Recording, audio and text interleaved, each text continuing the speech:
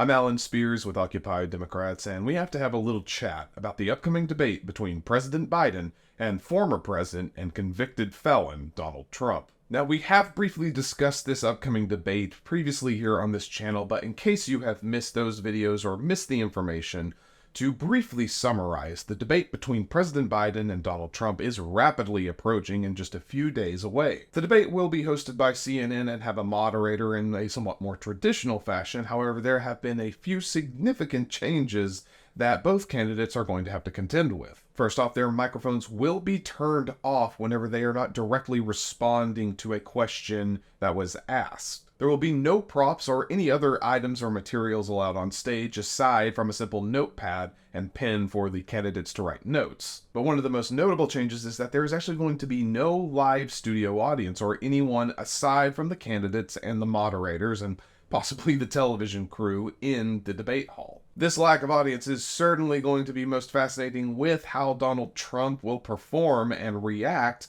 to President Biden, and whenever he is perhaps directly called on or attacked, as Trump is very much a man who cannot help himself. He must play to an audience. He needs people to pay attention to him and to have eyes on him. The man is an utter narcissist. It would seem that, at least in theory, this debate is truly meant to challenge the candidates on their various positions and stances on a variety of different political issues, with neither of the opponent's family or supporters capable of showing up, or the possibility of a candidate using another family or another individual as a prop or a gotcha moment for the other candidate. It would seem that this debate is going to be focused heavily on the issues. Now, to be fair, both of these candidates have had their fair share of gaffes and mistakes and slip-ups in the past. However, one is a convicted felon, and being the convicted felon and criminal and terrible piece of crap that he is, it would seem that Donald Trump's allies and supporters are already coming out of the woodwork to try to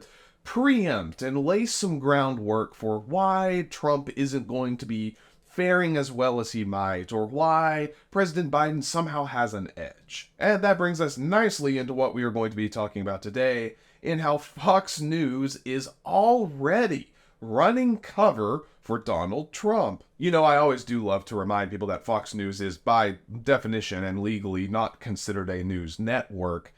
It still blows my mind how many people hang on every word they say, despite the fact that so many statements they claim or they air are so easily proven false. These sorts of lies and misinformation being constantly spread are most notably spewed from people like Sean Hannity and Lara Trump, who are our subjects of the video we'll be watching today.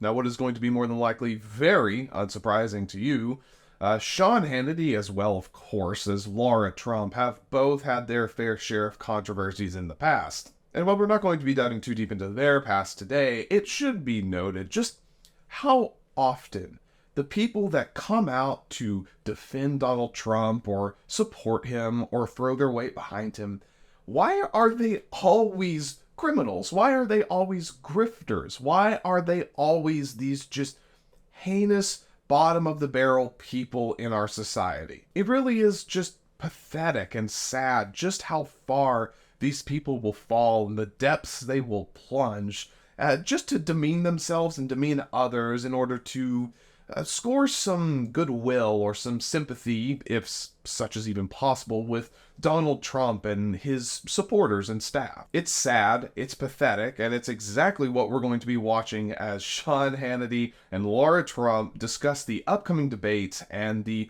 woes that are ailing Donald Trump. Take a look. The former president, took on the challenge. I don't think he'll regret it. However, the Joe Biden that we're talking about tonight, I don't think will be the Joe Biden we're going to see on debate night. I think the Joe Biden we see on debate night is going to be the guy that we saw at the State of the Union. He's going to be all hyped up, hyper caffeinated, whatever it is.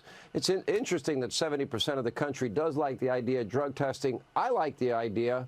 They do it to athletes. They do it to horses in horse racing. Why not do it to presidential candidates? I like the idea. 70% of Americans apparently agree with me. However, what do you expect for the debate? Yeah, well, this is nothing new, of course. The cards have always been stacked against Donald Trump since the day he came down the escalator to announce he was running for president as a Republican. You do love to see it, don't you? So, as you could already see, the MAGA Nation is already in full force coming out to defend Donald Trump and try to tear down President Biden. This is, of course, incredibly predictable and expected and tiresome. However, something I thought that was incredibly funny is that these are the people that have constantly ridiculed the president for being Sleepy Joe or are talking about how he's this older man that doesn't have the energy or the stamina to be president anymore. And yet, by their own admission, President Biden at the State of the Union was talking with a great deal of energy and vigor. So, which is it? Is he energized and capable of maintaining a high degree of energy for some time? Or is he sleepy? Is he incapable of being the president or having the stamina necessary? Which is it, Sean? And did you catch that there at the end of what Sean Hannity was saying? That the president, my God, he's going to have caffeine in him. Why, the absolute scandal. President Biden having a cup of coffee or, dare I say it, an espresso? Our country will never recover from this stain. This is Obama's tan suit and hot dog with mustard all over again. Fox News is incapable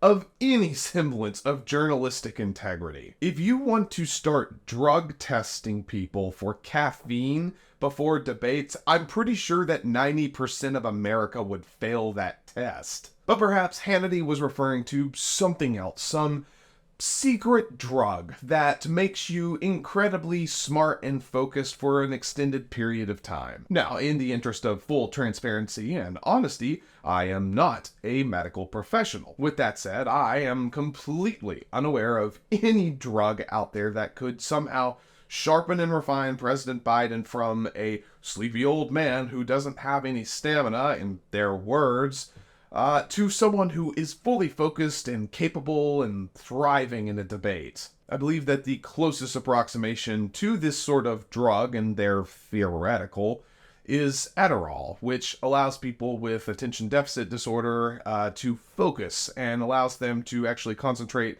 long enough to get their work done. However, if memory serves, people who do not have attention deficit disorder or ADHD who take Adderall typically have incredibly adverse effects. But also, let's be very clear.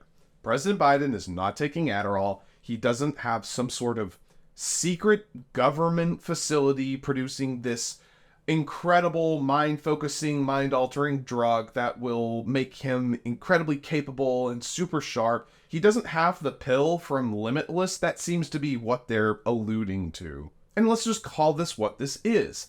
Hannity and Lara Trump and all of the rest of the people on Fox News and in the MAGA Nation, they know that because President Biden and Donald Trump are going to have to actually debate and focus on the issues and focus on the policies and answer questions concisely and cannot interrupt the other, Trump's going to lose. He is going to perform miserably in this debate. And if you don't believe me, just go back to the way back year of 2016 and watch the debates between Trump and Hillary Clinton. Trump is constantly interrupting Clinton throughout that entire debate to try to get in some zingers, some one-liners, and really make the crowd laugh and try to get them on his side. Those debates had zero information or context surrounding the legislation that Trump believed in or wanted to introduce or wanted to repeal. He is a man that just was riffing and conning his way into the presidency. And that is exactly what he would also be doing in this second series of debates. But thanks to the agreed upon terms by President Biden and Trump's teams both, because it's important to remember, both men agreed to this, Trump is not going to be able to riff. He's not going to be able to just interrupt President Biden, and he's going to have to actually answer questions. Again, at least in theory. I think we're all pretty well aware that regardless of the rules and the structure surrounding this first debate as well as the subsequent ones, that President Biden is just going to be focused on the policy, is on the legislation, is going to be talking about what he has done and provided for America. Simultaneously, Trump is going to be playing up his victimhood. He's going to be saying how the Democrats and that the government have targeted him in the greatest witch hunt of modern times, and that he is the victim of being a political enemy, and you know how he goes. He is not going to accept any sort of responsibility. He's not going to speak to any policy. He is just going to launch attack after attack and take zero accountability for any of his actions. And you and I both know that in the following hours and in the following days, as people watch the debate and get caught up, they're going to realize that Donald Trump is just this pathetic crybaby and a criminal and is incapable of leading. The MAGA movement is old hat and tiresome. The people that surrounded Donald Trump as he ascended to power have begun dropping like flies. They are either in some sort of controversy or going to jail or are very much not supporting Trump in a second presidency. And this is exactly why Hannity and Lara Trump are already starting to run interference to try to make excuses, to try to lay some semblance of early groundwork to make some far-fetched excuse or throw out some conspiracy that this debate was rigged against Trump the entire time. It is far, far more easy and lucrative for people like Hannity and Lara Trump to perpetuate these conspiracies that Donald Trump was never going to win, that he was never going to be able to beat President Biden in a debate, than it is for them to simply admit the simple fact that Trump is a con man, a criminal, and is mentally unfit to lead this country.